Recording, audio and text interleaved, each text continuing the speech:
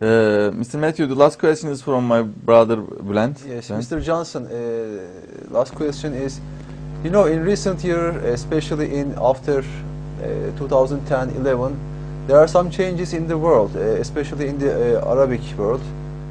With the recent developments, the old socialist dictatorships are tumbling, and the oppressive rulers such as Mubarak, Gaddafi, and Saddam were toppled.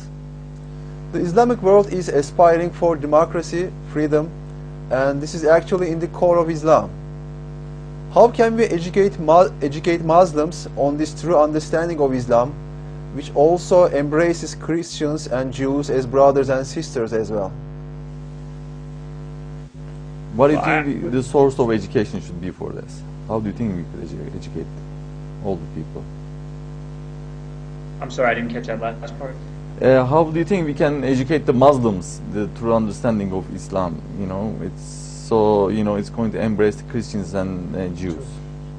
Well, I think one way, and I'm not one to really speak to that as much as to the West, but one way certainly is through dialoguing. And one thing I do, and I'll plug it, is with a great organization called Soliya, SOLIYA.net. And what they do is cross-cultural dialogues with students from the West and students from the Middle East. And I'm right in the middle of the semester now as one of the facilitators, and it's just amazing just to see how much similarities there really are, and I think everybody after the 8 weeks is so amazed to learn that we from the West or whether from the Islamic world, that we really have a lot in common, and many of them is a respect for human rights and democracy, all kinds of various freedoms. This Bush adage that they hate us because of our freedom, I mean, I think has been thoroughly discredited, and I think, like you mentioned, the Arab Spring was the main event that discredited that, and I think it's clear that people want to come out of their shells and embrace, if the West has some great values that the East might want to get a hold of, that they're willing to try, willing to topple dictators. I was in Egypt a year before Mubarak fell. It seemed impossible that he would fall. He seemed very strong, and it's just amazing how quickly ideas can spread. Exactly. Nobody would accept this. Yeah. I'm sorry? It was not expected at all he's going to tumble down. Right. And I just think the world's changing in communications, like the way we're able to communicate now through Skype. I mean, things like this are making it possible for people to see cultures for what they are without traveling there, even if they don't have the money to go themselves, and to learn new ideas. I mean, the internet is revolutionizing the way we think and act and engage, and there's a lot of challenges, sure, but I think that there's certainly a lot to be hopeful about, and I just hope that things continue, though, on a peaceful trajectory when it comes to change. I think another way to educate Muslims are to remove bigotry from the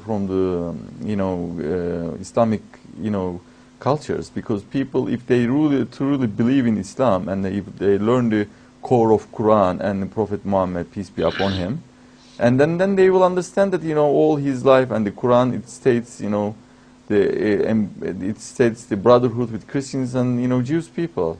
But somehow the bigotry is taught among the culture, and then people are taught they are our enemies. People are all our only the Muslims should come together, but they should be from their own sect and so. What do you think, Jerry? Well, there's a lot that can be said on this, actually, because there are a lot of traditions and sentimentality and romanticism that go along with the Muslim world. And a lot of the tradition, what we find, and I've had this discussion several times, is that we have people that they're taught that they have to read the Quran in Arabic, or they have to go to the mosque and listen to lectures or teachings in Arabic, and they don't understand the language. I mean, they may not even be able to read Arabic, but they try to read the Quran in Arabic. Yeah.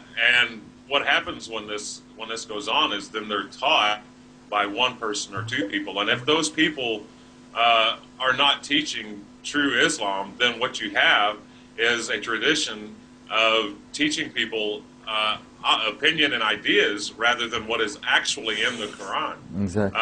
And this is and you guys know this too, this is a major problem in a lot of places in the Middle East. because tradition will trump actually education in a lot of places, and it is very fervent discussion that goes on in a lot of places over there.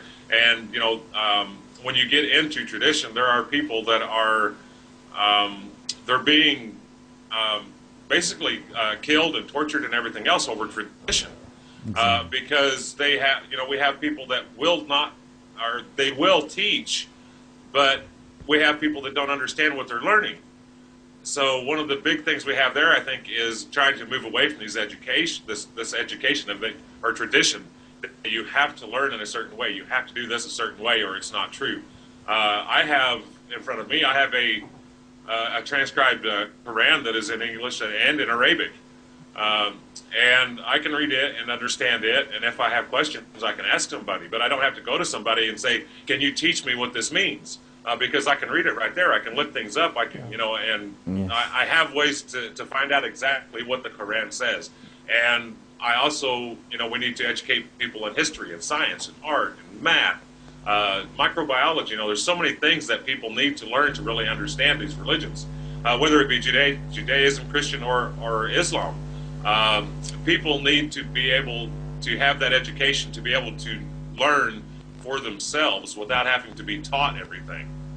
Yeah, I agree. Yeah, this is from this show we can really conclude that people should be educated for the aim of the real Quran and the life of Prophet Muhammad, and so that people will be more with love to each other, with respect to each other, and they will brotherly and sisterly they will be all love.